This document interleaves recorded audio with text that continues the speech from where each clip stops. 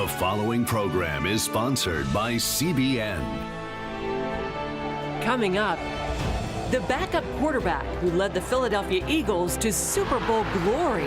God always has a plan, you just gotta trust it. Nick Foles looks back at his MVP performance. We'll see what the scoreboard says. No matter what, I just want to play without fear, and that's a win. And shares why winning isn't everything. This isn't gonna fulfill me. I've already been fulfilled because of that. On today's 700 Club.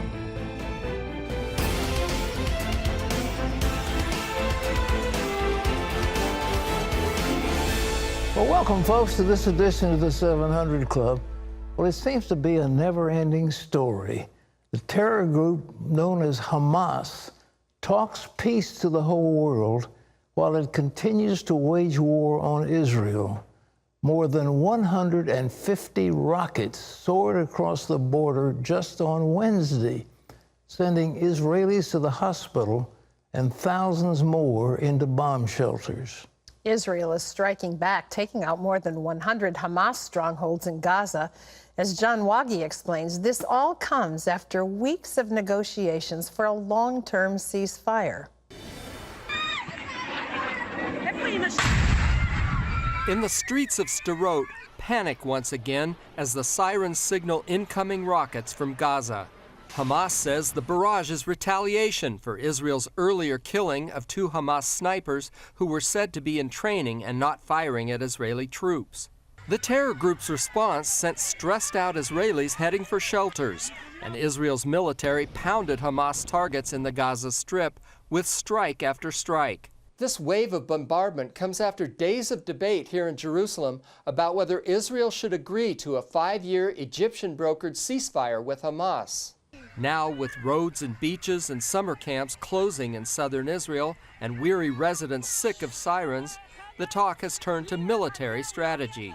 At least one Knesset member, a retired colonel, is calling for the heads of the Hamas leadership. And U.S. Middle East negotiator Jason Greenblatt tweeted, "Another night of terror and families huddling in fear as Israel defends itself. This is the Hamas regime's choice. Hamas is subjecting its people to the terrifying conditions of war again."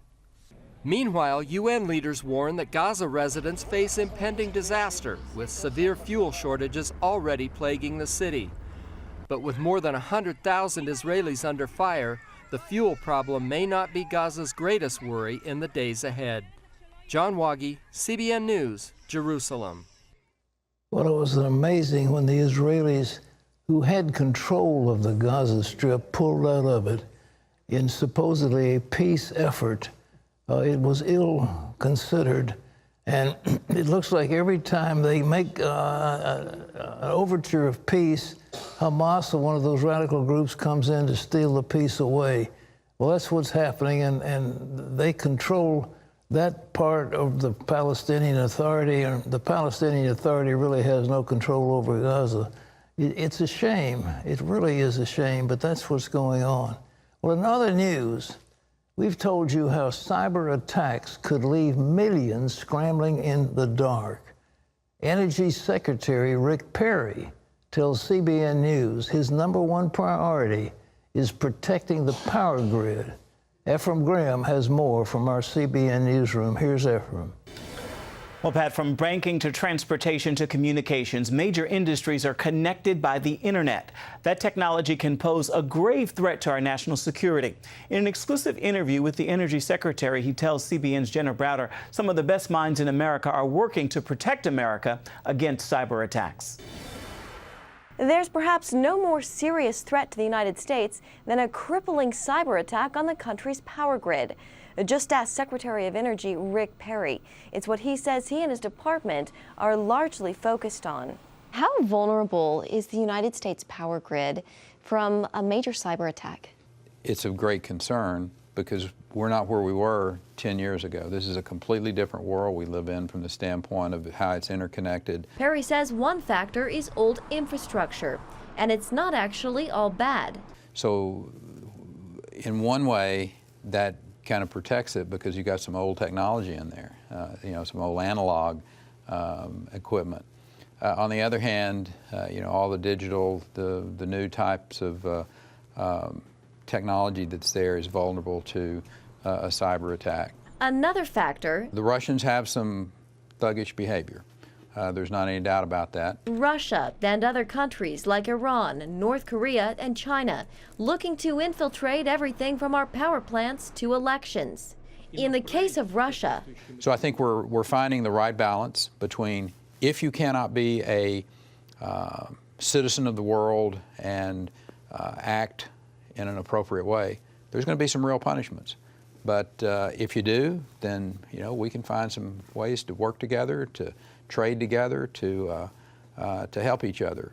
when it comes to North Korea, how much of a role is the Department of Energy playing in talks with Kim Jong-un and in denuclearization? I think the president is spot on. I think he's very courageous to step forward and carry on these conversations and carry on this dialogue. And if the administration can achieve that goal, Perry says the Department of Energy will play a key role because of its technical expertise. If the president and Secretary Pompeo and others are successful in getting North Korea to agree to denuclearize, the Department of Energy will play a substantial role in the verification side of it, of the deconstructing of any of the weapons, and then the decommissioning and disposal of as well. If there's a silver lining to the threat our power grid faces, Secretary Perry says it's this. We're vulnerable, but every place in the world is vulnerable. The good news is that our national labs, some of the smartest men and women in the world, are working on ways to defend, working on ways to both defensively and offensively deal with these individuals who would attack our grid. In Washington, Jenna Browder, CBN News. And Pat, you've warned of this danger for quite some time. A whole lot about it. You know, I appreciate what Secretary Perry was saying, but I sure wish he would say, here's 1, 2, 3, 4, what we're going to do, not we've got good minds studying it. We've studied it long enough. The threat is absolutely real. And you've got, again, a thermonuclear blast at about 1,500, 2,000 feet in the heartland of America would cripple the grid all across this nation. That's number one. A solar flare, and they're not unheard of. Suddenly you've got a blast from the sun of solar energy that comes out, and that could knock our grid out. And when that happens, I'm talking about its tragedy, and millions of people will die. I don't want to have people studying it anymore. I want them to fix it. And I think the thing we need to do is a major, major governmental thrust to make sure that this grid is safe and hardened. And we've got to get all those nodes taken care of. And if some of them are cyber and some, the old-fashioned, well, that's not interesting, and some of them are new and on the internet, well, that's good too, but we've got to fix them so they all work together. It is a crisis that's got to be dealt with, and the money involved is minuscule compared to the damage that can be done with one of these cyber attacks. Well, Ephraim, what you got? Pat, President Trump's attorneys are saying no to an interview with Special Counsel Robert Mueller. Mueller wanted an in-person interview covering several topics, including possible obstruction of justice. The president's team will not accept those terms, saying they'll take written questions but probably won't answer any about obstruction of justice. Now Mueller can make a counteroffer or try to force the president to testify. The president's attorney says that would be unprecedented. So long as he's making the decision voluntarily and not submitting to a subpoena, then that's not inconsistent with what other presidents did. There's no question the president would resist any kind of an attempt to force him to testify. Rudy Giuliani also repeated his calls for Mueller to wrap this Russia investigation, saying there should be a report by September 1st. Pat? Well, Rudy's also said that the scandal is going to be the special prosecutor and his team, and the fact that they didn't go after Hillary Clinton. There's one fact that we've learned just recently is that the FBI notified Senator Feinstein that she had a Chinese agent working in her staff, and she immediately dismissed this individual. They should have done the same thing for President Trump, but they didn't. Yet they have brought charges against some of these people, but they've said they didn't notify the candidate that he had suspicious people working with him. And if there wasn't anything, it looks like the only charge they've got is this Christopher Steele dossier that was paid for by the Democrats. And the whole thing has been a fraud from the beginning. And it's said that the American people are going to be absolutely horrified when all this comes out. But in the meantime, Mueller keeps dragging. And, you know, you just, I had Alan Dershowitz on the other day, and we were talking about the Whitey Bulger matter when when the so-called special prosecutor was then running the FBI office in Boston, and Bulger was hiding out in plain sight, and the FBI couldn't catch him. It was just ridiculous. So these people are not the sharp watchdogs of our safety that they purport to be. And the FBI has had a terrible stain on its reputation because of the misconduct of people like Peter Strzok and Lisa Page and others like that. It's just horrible to see it happening. But the fact that he might try to, I don't know if they want to go to war with the president on this one to force him to testify, because he, what is obstruction of justice? The leading legal experts say that a president, in fulfillment of his constitutional mandated responsibilities, cannot be held guilty of, quote, obstructing justice. You just cannot obstruct justice when you're following out your constitutional duties. So in any event, I hope this thing, it's weighing on all of us. It needs to be wrapped up. We've had enough of it. It's cost a lot of money, and it's not doing anybody any good at all. It really isn't. They aren't. Alan Dershowitz said so clearly some years ago, and he said it again, we should have had a commission study this matter. If there is Russian influence, then it ought to be dealt with on a dispassionate level by a blue ribbon commission, not by some prosecutor. All right, Ephraim, what's next? Pat, despite high-level negotiations between Turkish and U.S. officials in Washington Wednesday, American pastor Andrew Brunson remains under house arrest in Turkey. He faces another hearing on espionage-related charges in October. Many call the proceedings a kangaroo court, and until now, Brunson's supporters have had no idea what's happening. CBN's Jennifer Wishon brings us this first-hand account from inside the courtroom. A courtroom designed to make Pastor Brunson feel defeated, bogus witnesses bribed by the prosecution, and the power of forgiveness. An eyewitness takes us inside Pastor Brunson's persecution in Turkey. The court used to be like a basketball court or some sort of sports court that has been turned into a courtroom right next to a very large prison. And way up front, there are 3 judges on a raised dais, and very low is Pastor Andrew Brunson, witnesses for the prosecution, and Pastor Brunson's lawyer. There are over 500 chairs between him and the area where observers like me and his wife are allowed to seat. Christina Arriaga of the U.S. Commission on International Religious Liberty attended Pastor Brunson's most recent hearing. Seated beside his wife, Noreen, she watched in disbelief. Because Pastor Brunson cannot see very well from far away, anytime he looks back towards his wife, she stands up and puts her hand over her heart so he knows he's not alone. Pastor Brunson sat there while he heard former church members, people probably that he baptized, people that he had tea with, testify against him. And the judge at one point turned to him around noontime and asked Andrew Brunson to speak for himself. And he said, "My faith teaches me to forgive, so I forgive those who just testified against me." There was a chill in the room. I know his wife, who was graceful and extremely strong, probably found it to be a natural answer, but I was stunned and moved to tears when he said that.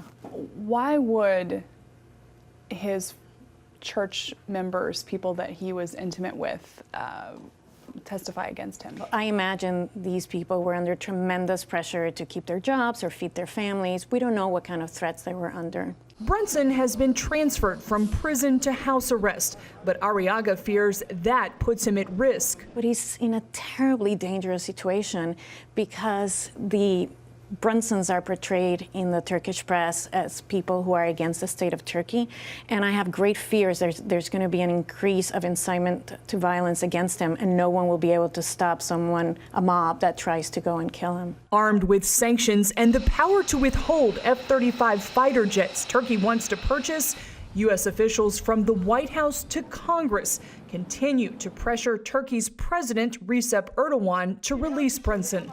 His next hearing is October 12th. Jennifer Wishon, CBN News. An amazing account. Pat. Well, the Turks were our strong allies. They're members of NATO, but Erdogan is clearly trying to move Turkey into a Islamic dictatorship, a theocracy. And this thing, he talked about the clash between the mosque and the church and so forth. He really wants to fight with Christians.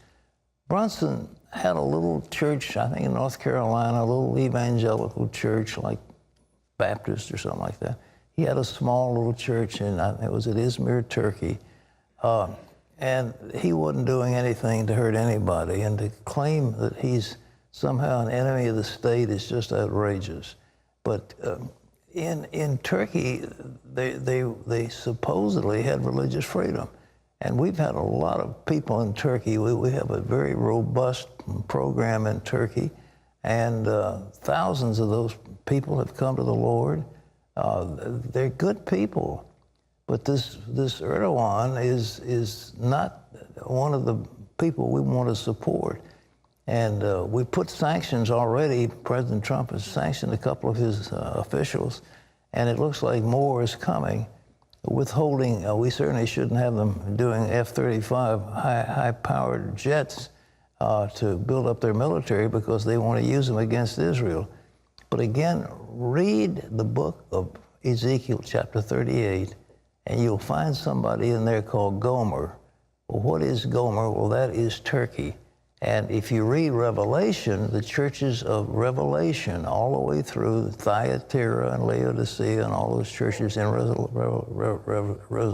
Revelation, they're all in Turkey, every single one of them. Turkey's they call it the churches of Asia, but Asia Minor was Turkey. And it's very prominent in the Bible. And from what I read, it's going to be part of a coalition against Israel. So it's time for us to come to put the screws to Turkey's right now. But they have a major air base, the Incirlik air base in Turkey, and it's a very important transit point for our troops when we're doing activities in the Middle East. And Turkey can withhold permission for us, our planes, to take off and land. It's a bad situation that we're in with Turkey. And we need to deal with Erdogan because he is a bad actor. Terry? Well, coming up, a rare glimpse of the hidden retreat of more than a dozen U.S. presidents. On Friday afternoons, we would get on the helicopter on the south lawn of the White House. The president would wave to everybody and then disappear, essentially for 48 hours. One former presidential press secretary reveals what went on at Camp David during the Reagan years.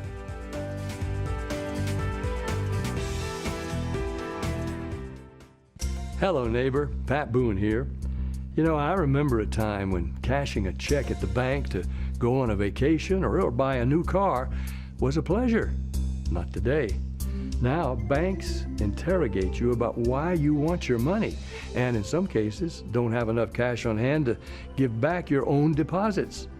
And if you carry too much cash with you, like a Christian band did after a recent concert, it could be confiscated if an officer deems it suspicious.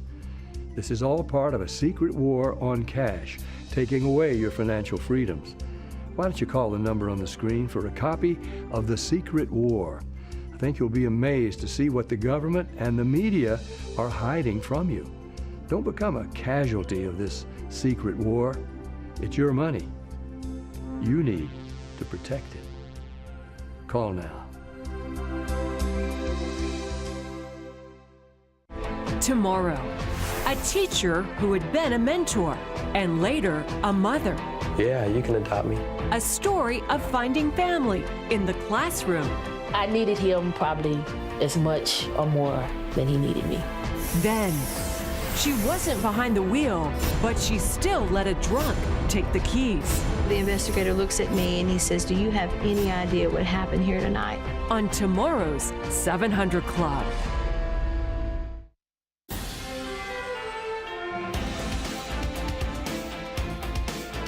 Well, it's named after President Eisenhower's grandson. It's the hidden getaway where American presidents have found rest and refreshment for decades. It's called Camp David. It serves our commanders-in-chief as both a weekend retreat and an important business center. As CBN's Amber Strong found out, the hidden cabin in the Maryland mountains can also be much more. Watch this. The elusive and somewhat mysterious Camp David has played double duty for more than a dozen U.S. presidents. From hosting foreign dignitaries in a relaxed setting to serving as nerve center for major policy decisions. And for former Reagan Press Secretary Mark Weinberg, a home away from home. On Friday afternoons, we would get on the helicopter on the south lawn of the White House. The president would wave to everybody and then disappear, essentially for 48 hours. In his book, Movie Nights with the Reagans, Weinberg fondly recalls those weekend getaways at Camp David. Abandon ship! Open all deck hatches! An actor himself, those movie nights at Aspen Lodge allowed the president to relive his years on the silver screen. The Reagans viewed hundreds of films during their time at Camp David, from Guess Who's Coming to Dinner to Crocodile Dundee. That's got a knife. That's a knife. Sometimes the art imitated life, like the aftermath of Rocky IV. And this was at the time that, the Cold War was really heating up, if to use a phrase. So it did have an influence. And at one point, the Russians, the Soviets, told the Americans, complained to American diplomats about Rocky IV. They said, "Why? You shouldn't show that. That's not a good movie to show." The president told us this. The American diplomat said to the Soviets, "Well, we don't have anything to do with that. In our country, the government doesn't control the movies." And they couldn't understand that. Sometimes the movies influenced platforms. Case in point, the 1980 film 9 to 5. Because there was a scene with Dolly Parton and Jane Fonda and I believe Lily Tomlin smoking marijuana. And you have to remember, this was the 80s. It was illegal back then. And this movie glamorized it, and he thought that was a terrible message to send to young people. And Mrs. Reagan was so bothered by it that she called them out on it in a speech. That iconic scene pushed the First Lady further into her anti-drug agenda, and those famous 3 words. Just say no. Weinberg says despite the media's narrative of a cold First Lady, those moments gave him a glimpse into the relationship between Nancy and her Ronnie. She was very warm and welcoming. She took an interest in people. She listened when you were in the room. She was protective of her husband, as well she should have been. While the Reagans loved their privacy, that didn't stop the press from going to great lengths to catch a glimpse of the president. They took the lens that they used for the space shuttle, the biggest lens that CBS owned. They brought them out there so they could get the president riding on this horse, this wavy figure in the heat, and he knew it. And he said, "I'm going to have some fun with them." And he did this and pretended to fall off the horse. Weinberg fondly recalls Reagan's famous sense of humor, even with the media.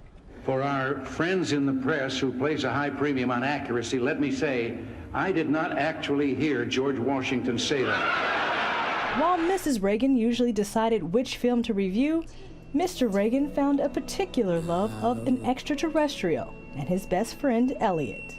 E.T. was a movie that touched both of their hearts. They had tears in their eyes at the end. It was a very wonderful story, a fantastic story in the literal sense of the word. And those kinds of themes of letting your imagination go wherever it could and believing in the impossible and wondering what was out there and wondering what the future could be, those were very Reagan-esque themes.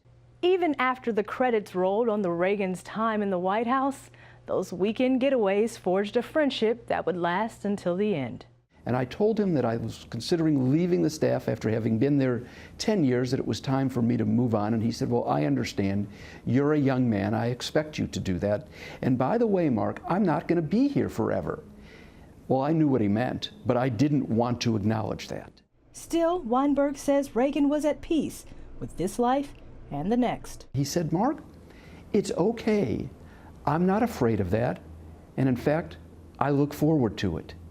Because he knew that God had a plan for him and that he lived a life on earth and would be reunited with people after. And he was very grounded because of his faith. Amber Strong, CBN News, Washington. I tell you, I miss Ronald Reagan. He had a wonderful sense of humor. He was, you know, I heard one speech that he made, and I told a guy that worked for me, I said, look, I want to hire that speechwriter. He's just so good. It's so funny what the president had to say. And he checked, and he said, well, the president wrote all that stuff himself. It was just hilarious. I mean, he was a tremendous person, and I had the chances to interact with him on several occasions, and I just miss him. He was so good for America. Well, he made great impact in many ways during his tenure in the White House. And he did. And today, both parties, both sides of the aisle, commend him as a great leader. Well, wonderful man. You know, when he was running, though, they thought, here's this Hollywood actor. He's crazy. There's no way. And Paul Laxalt told me the stuff that they said about him was so vicious that they didn't let him even see some of the papers. It was just horrible. And what they do now to Trump was they did in spades with Ronald Reagan. But when it was finished, he was a magnificent leader. And yes, he was an actor, but at the same time, he was just a wonderful person. And as I say, I personally miss him. There was something that happened in America when he was president. And I think the Republican Party, ever since, has tried to live up to that Reagan-esque aura of feeling. And boy, the rancor and animosity that exists in our nation today is just absolutely awful. And I don't think that that was the case. Well, what would you do, folks, if you were the MVP, the most valuable player in the Super Bowl, and? Well, up next, the Super Bowl MVP, who's now a backup quarterback. That's just sort of how the sport is. It's a humbling sport. There's times I struggle getting the heart rate to go back to Philly to be a backup. Nick Foles talks candidly about his upcoming season with the Philadelphia Eagles, and that's coming up after this. We're all getting older. There's no turning back the clock, right? But why should you have to leave your home because you can't get up the stairs? Don't struggle on the stairs and risk a fall. Stair lifts were made to make your life easier and safer. Acorn Stairlifts has been helping people stay in their homes for over 20 years, and they would be honored to help you too. Acorn Stairlifts is America's #1 stairlift. Sit, relax, and ride up and down the stairs safely. Don't risk a dangerous fall or settle for living in just half your home. If you're uncertain about staying in your own home, you owe it to yourself to call the number on your screen right now. Don't wait until it's too late. Remove the risk of falling on the stairs. Call now for your free information kit, stairlift buying guide, and no obligation quote from Acorn Stairlifts. Call 1-800-908-4077 or visit acornstairlifts.com. That's 1-800-908-4077. It has the power to influence weight loss, boost your immune system, and improve brain function. We've seen an explosion of data on the role of the gut microbiome in health. The free Build a Better Gut booklet reveals the latest information about the gut microbiome. You'll discover how your gut affects the rest of your health. The gut microbiome has been linked to depression and cancer and heart disease. Learn how to build a stronger, healthier gut. The microbiome, if it's in good composition, are really protecting us all the time from more invasive things. Get the Build a Better Gut booklet, free from the Christian Broadcasting Network. Call 1-800-700-7000 or go to cbn.com/buildabettergut. You need to make sure that your microbes are working with you, not against you. And if you order online, you'll get immediate access to the Build a Better Gut series, a digital copy of the booklet, and related bonus material. Build a Better Gut today. Call 1-800-700-7000 or go to cbn.com/buildabettergut for your free copy. Well, as of this morning, 111,000 Build a Better Gut booklets have been requested, and you can still order your copy of this free booklet. All you have to do is call our toll-free number. It's 1-800-700-7000, or if you'd like, you can log on to cbn.com and download the free booklet there. Plus, you can stream the entire 4-part Build a Better Gut series and get some additional bonus information. That's all at cbn.com. You don't want to miss getting your copy. Well, this is hard to believe. The NFL preseason begins tonight for 22 teams, including the Super Bowl champion Philadelphia Eagles, who will host the Pittsburgh Steelers. For the Eagles, Carson Wentz is going to return from last season's knee injury as the quarterback, and that sends Super Bowl MVP Nick Foles to the bench as backup, a first in Super Bowl history. Nick is also the author of a new book. It's called Believe It. And recently he spoke with our Tom Beering about what he learned during his championship journey. The NFL career of Nick Foles has become a storied passage, from starter to backup to the most recent Super Bowl MVP. Only fitting that one who's passed through, been passed over, and has now brought to pass carries the title of championship quarterback.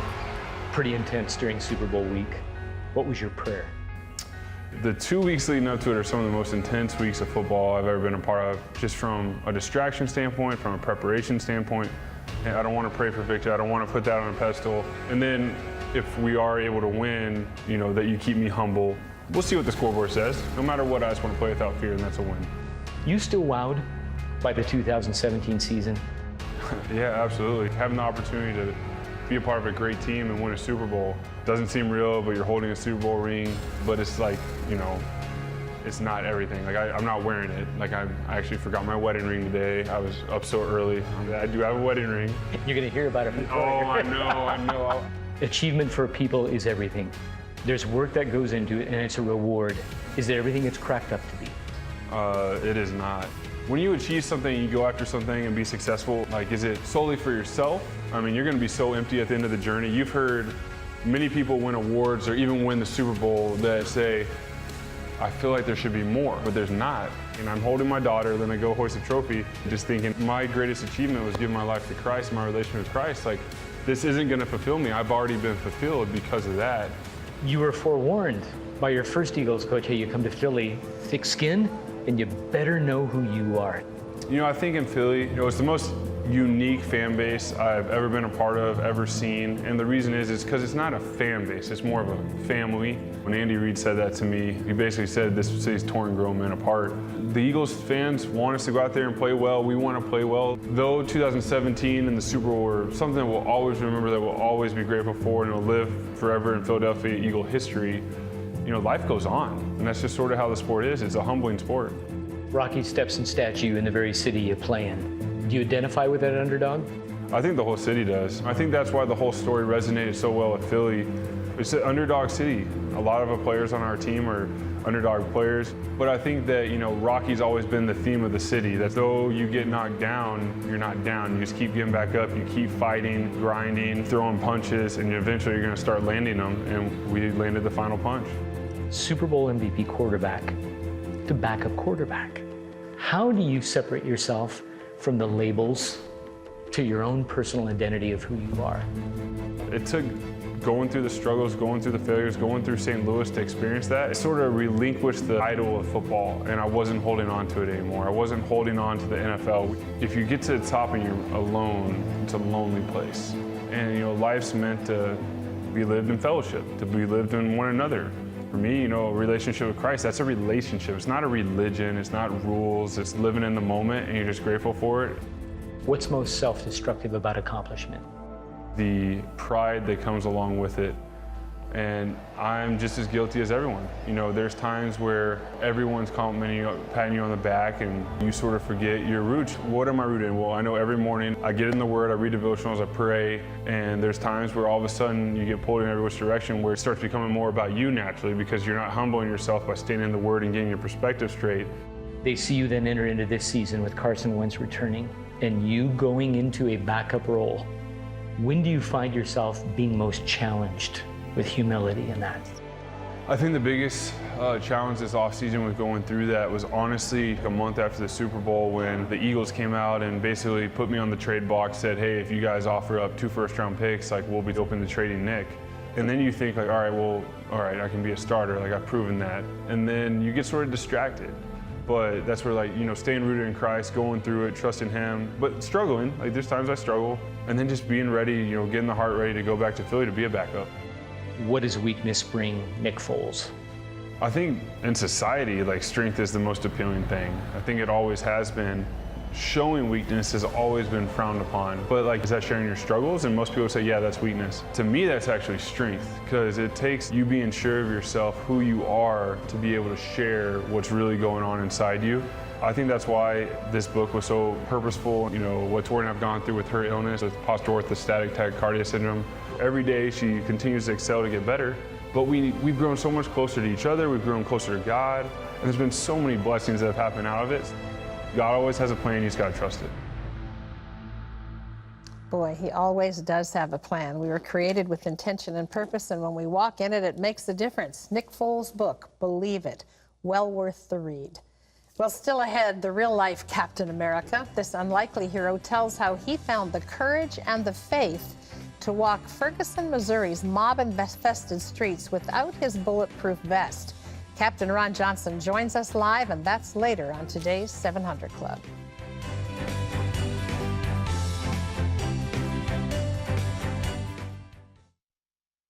Let's take a look at some numbers. 4 out of 5 people who have a stroke, their first symptom is a stroke. 80% of all strokes and heart disease, preventable.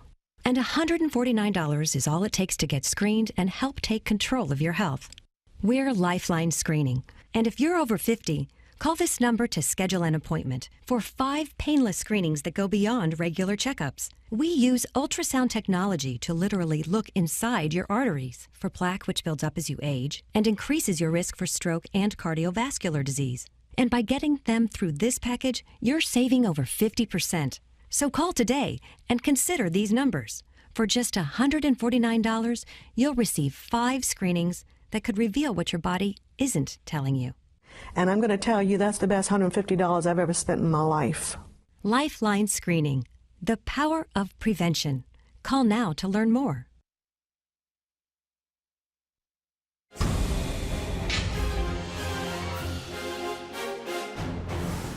And welcome back to the 700 Club. Every single member of the overseeing elder board at Willow Creek Church has resigned.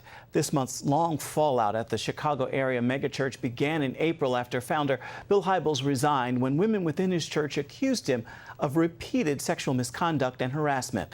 This week, both lead pastors, Steve Carter and Heather Larson, resigned, saying the church needs new leadership. The rest of the board announced they'll be stepping down by the end of the year. The Trump administration is imposing new sanctions on Russia because it believes Russia used a nerve agent to poison 2 people in Britain. The State Department says it determined a chemical weapon was used illegally in the case of a former spy and his daughter. Both were poisoned earlier this year with a military-grade nerve agent. The Kremlin has denied it was behind the attack and is denouncing the sanctions, which go into effect later this month. Remember, you can always get the latest from CBN News by going to our website. It's cbnnews.com. Pat and Terry are back with much more of today's 700 Club. It's coming up right after this.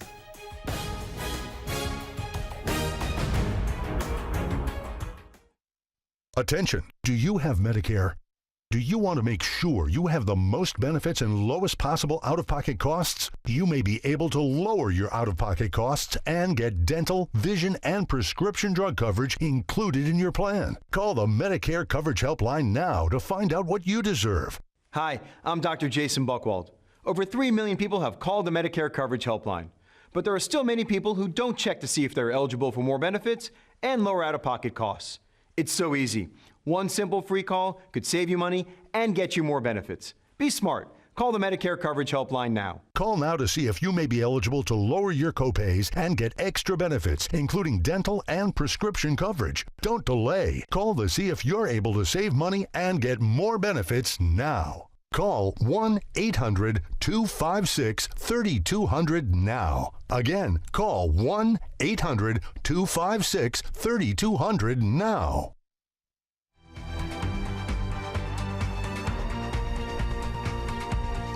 4 years ago today, August 9th, Ferguson, Missouri became a city rife with riots that lasted for 13 days. Out of that chaos rose a hero who bridged the divide between black and blue by literally walking across it. Captain Ron Johnson, a 31-year veteran of the Missouri Highway Patrol, became an unlikely hero in 2014, 5 days after the fatal shooting of Michael Brown. As riots ignited throughout the city of Ferguson, Captain Ron was appointed by the governor with the seemingly impossible task of restoring peace between an angry community and the local police. In his memoir, 13 Days in Ferguson, Captain Ron recalls the turbulent days and nights he encountered while helping to stabilize the city of Ferguson and how his faith sustained him through it all. Welcome to the 700 Club, Captain Ron Johnson. It's great to have you here, Ron. Great to be here. It's an honor. You know, reading your book just took me back there like that. It's been 4 years, but that was such an unexpected occurrence in every way. In what happened between the Michael Brown, the young man who was shot, and the reaction that happened after that in Middle America. Tell me what that was like for you at that time as you came upon this. I couldn't believe it. It seemed like it was something out of a bad dream, that this could not be happening in my community or in our country. Yeah, and then it seemed, as you wrote in the book, each day, instead of waning, it escalated. Were you surprised by that? At some point, did you think it was just going to kind of die down and then you'd have to pick up the pieces and go on? No, I think the first day that I walked out on the streets of Ferguson, I knew. I said there was something that I had never seen before. And I looked up to God and I said, how are we going to make it through this? What was so shocking, I think, for you was that you didn't hear until you were in the middle of a press conference, not your press conference, it was the governor's, that you were going to be put in charge of all of this. And that had to be shocking. I mean, tell me what you were feeling at that moment as you hear him say, and I'm going to give the leadership of all of this to Captain Ron Johnson. Well, the first thing that came to mind was, God, why me? Yeah, I think we all would have said that. But then what? Then what? But then after I found out and after I went back to Ferguson and got on the streets, I didn't ask God anymore, why me? Because it didn't matter why me. But I was glad that it was me. Yes. And I looked at it as an opportunity and a humbling moment. But the press just landed on you right after that announcement was made and wanted to know very directly, what are you going to do that's going to be any different than what's been done so far? How did you decide what to do? Well, initially they said, what is your plan? Yeah. And I wanted to say, well, I just found out 30 minutes ago that I was going to be in charge. No mercy. But I said I'd do something different. And so then after I left that press conference, I knew that I needed to go back to Ferguson and walk the streets and hear the voices and see the faces to understand what I needed to do. Yeah. So what happened as you walked the streets? Tell me how things began to unfold. Well, I walked the streets, and the first time I get to the march, everybody did not want me to march. But then I walked down the street, and this lady comes out of the crowd with a big hug. Yeah. And it was kind of like an angel had come out. And I would later find her name was Angela. And then after that hug, I walked down, and a group of ladies asked me if they could pray for me. And at that moment, I just felt that I was going to be okay. Yeah. You know, people asked why didn't I wear my vest? And I said that I didn't need that vest because I felt I already had this shield from that prayer. You know, you understand, of course, in a riot scenario, why it's necessary for people involved in keeping the law to wear protective gear. But it does really, I'm not suggesting that people shouldn't when a riot is taking place, but it does really separate you from the population, and hearing their hearts, having them able to speak to you about their concerns. I mean, part of what was, I think, so just angering to people was the fact that Michael Brown's body lay in the street for 4.5 hours after he'd been shot. But that was because of fear. I mean, people were afraid to, people that normally would go in and remove the body were afraid to do that. How do you overcome things like that? And that was true. That's a true statement. But also, I think that you have to say that you can understand the pain. Oh, because I had to ask myself, what if that was my son? Amen. And so sometimes no excuse is good enough. And I still believe to this day that we should have done something different. Yeah.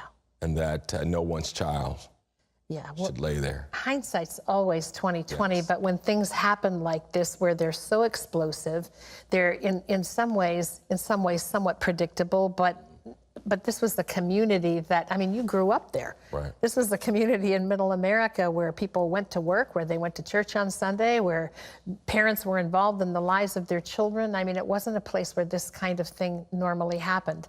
But you say in your book early on, and I think this is such an important statement for us all to consider, that everyone has bias. And having the bias isn't the issue, it's what you do with it. How do you speak to that in our culture today? There's so much angst, it seems, racially, a lot of racial tension in the country today. What do you say to people after experiencing what you experienced? You know, I say that we could find value in each other. And those things that we see and we hear, we need to try to experience those. And those are lessons that we can learn, and those are things that we can embrace that will make us better. And I agree, we all have them. But it's what we do with them. I think we learn from those. I think we need to see each other for who we are.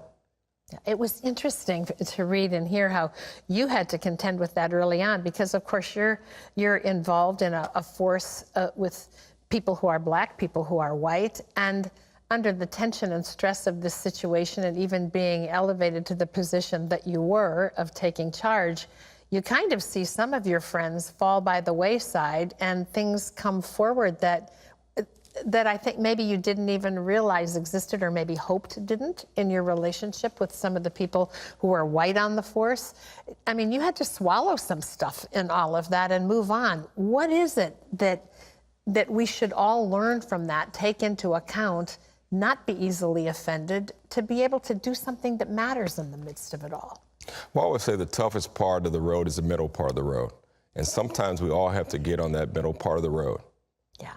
And reveal ourselves and give us, and try to pull things together. But, you know, people are going to see us for who we are. Yeah. And I think for me, I walked that middle of the road, and I think people wanted me to take sides. And I didn't want to do that. And I think for me to take sides would have been selfish as me as a leader. Because I needed to take whatever came with that, whether that was criticism. You know, I'd say today that some people see me as a traitor on both sides of the road. But I'm okay with that, because my main mission doing that, Ferguson, and being the commander, was to make sure that on both sides, everybody got to go home. And there was no blood on my hands, and another life was not lost. And sometimes when you walk the middle of the road, you gotta, no matter what's going on in your heart or your stomach, you just gotta walk tall. And your dad really set that example for you, and you named some other leaders over time that have done the same. And I'm sure you must have felt a sense of that as you walked down the middle of the road, as you were seeking to bring some peace and some resolution to some of this. Are you teaching your kids those things? Are you? I do. We talk about just keep walking. Yeah. And I think I'm still on that journey.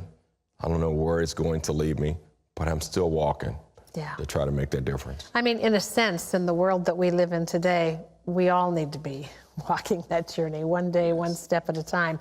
It's an amazing book. It's so well written. I thoroughly enjoyed it, and I think you will too. Captain Johnson's book is called 13 Days in Ferguson. It'll take you back to 4 years ago when this event occurred, and it'll also challenge you in your thinking.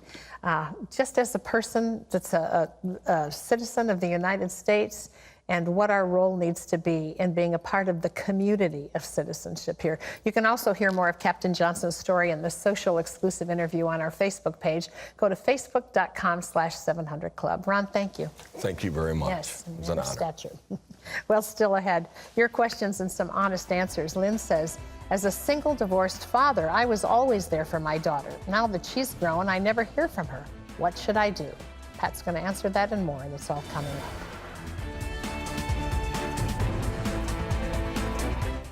Have you been told you need neck or back surgery?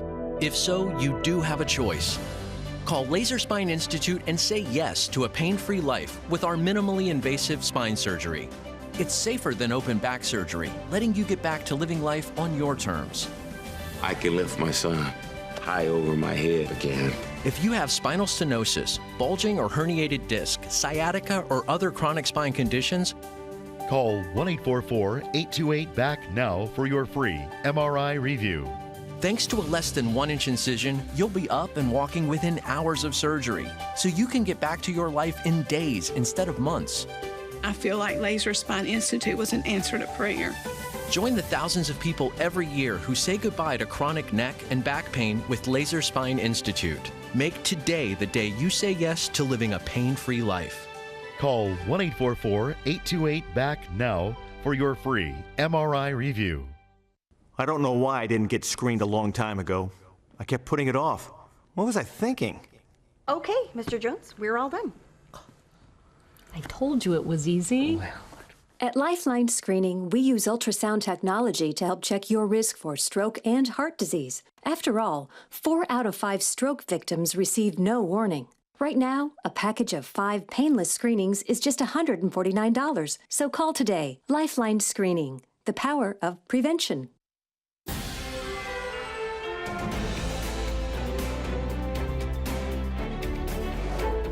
Well, when fire raged through his community in Iquitos, Peru, that's down on the Amazon, I might add, a man named Luis was left with nothing. Not only did he lose place to live, he also lost the small business that was his only means of support. Now, that man was 70 years old, and he had nothing. He had to start all over again. Watch this story. When a fire burned 40 houses in his community in Peru, Luis said he barely escaped with his life. A lady started screaming, "Fire, fire, we are burning." I did not know what to take. I grabbed my little bag where I have my documents and ran away. The next day, everything was in ashes. Everything had burned. I was sad to see everything that the fire had taken away. Luis turned 70 this year. He now had to start over. I lost everything I had. My Bible, my money, my dentures. Everything was all burned. When Operation Blessing visited the community, we learned that the government would rebuild the burned houses. But since Luis lost everything, he had no way to restart his business. So we provided him with a new portable stand filled with candy and other snacks to sell. Everyone was glad to see him back in business. The candy cart for me is a blessing from God because with this cart I do my work. We had 2 more gifts for Luis, a Bible to replace the one he'd lost, and some new dentures. The Bible accompanies me and my teeth too. Now I can laugh. Thanks, Operation Blessing, for what you have done in my life. I thank God for you. So you're reaching all the way down to the Amazon, Iquitos, Peru. Isn't that interesting? Yeah, well, it's amazing. And to see a 70-year-old man restored to business, but also self-confidence, it's really wonderful. We like to help people, ladies and gentlemen, and you can do it if you join the 700 Club. I want to tell you, it's just 65 cents a day. And there are people being helped all over the world. People are struggling, they're hurting, and if we could alleviate a little pain and suffering in the life of an individual like Luis, it makes a big difference. And what does it cost? Less than half of the price of a can of soda pop, 65 cents a day, $20 a month. You can make a huge difference. So please give us a call. 1-800-700-7000 and join with us in helping the suffering around the world. All right, let's take some questions. Okay, we've got some email questions here, Pat. The first one comes from Lynn, who says, as a single divorced father, I was always there for my daughter. I never missed a visitation or picking her up from school, never missed a child support payment, and never missed a birthday or Christmas. We were always together when she was little. I was always there for her, but now that she's grown, I never hear from her. She rarely returns my phone calls or texts and rarely visits. I never get a phone call, card, or visit on Father's Day. I'm just simply ignored. What should I do? What's your advice on handling this? Well, that girl is just absolutely awful. I mean, you know, the Bible says we're supposed to honor our mother and father, and you have gone beyond, above and beyond the call to look after that daughter. And I don't understand, because daughters usually have an affinity for their fathers. And I don't understand what's wrong with her. But what should you do? I think you need to get on with your life. I know there's a great hole in your heart and you're grieving, but you need to give it to the Lord and lose yourself in helping people. You like to help people, and I recommend that you do that. And just pray that somehow that girl, I don't understand. Terry, can you understand what a daughter would, turn on her father that way? Well, I don't understand, and I don't understand whether in her mind she's really turning on him, or she just has moved on with her own life and gotten caught up and ignored him. I mean, for heaven's sakes, your mother and father, you don't move on with your life. I mean, well, it's your mother and father. It's true, and I'm hearing what the dad is saying, but the girl must have some story of her own. Well, it must be. Maybe her mother's gotten to her and turned her against her father, which is quite possible. I don't know, but all I can say, the question is, what do I do? And what you do is turn it over to the Lord and get on with your life. There's nothing else you can do, all right? Right. This is Marie Pat, who says, when I was 22 years old, I lost my 8-month-old son. I was a Christian, but still my life was devastated. At first, I felt the comfort of the Holy Spirit, but some months later, I turned away from God in anger. Years later, I rededicated my life, but I still struggle with understanding why God allowed my baby to die. This causes me to have constant anxiety that another catastrophe will happen. I've prayed for a resurgence of my faith and feel guilty for my lack of faith and trust. Do you have any suggestions that might help me? Well, the Bible says perfect love casts out fear. And some tragedy,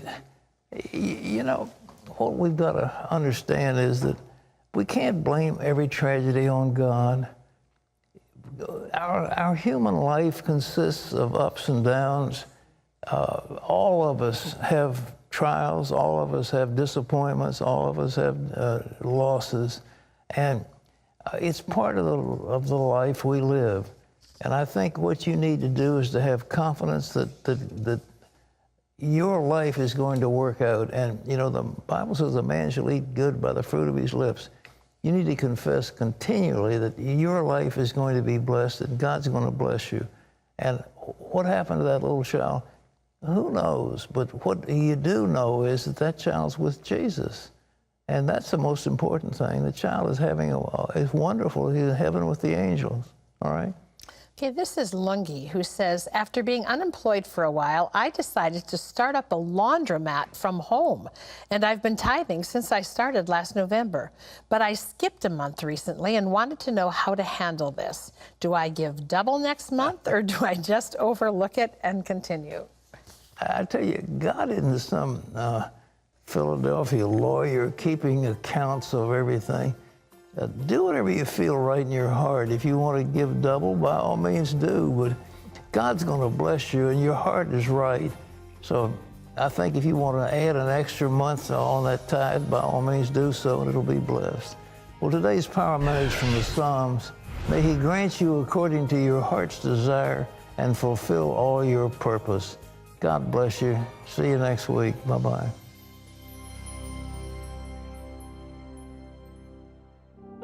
Hello, I'm Roma Downey. In Touched by an Angel, I loved playing the role of Monica, an angel whose mission was to remind people how much God loves them. So I'd like to recommend to you CBN's latest DVD, Angels, Their Power, Purpose, and Presence. In it, Pat Robertson shares biblical insight into these mysterious spiritual creatures. You'll discover the important part these messengers play in God's creation and in your life. Angels were created to serve God. These magnificent beings have awesome power beyond our comprehension. I hope you'll get your copy of Angels, Their Power, Purpose, and Presence today. God bless you.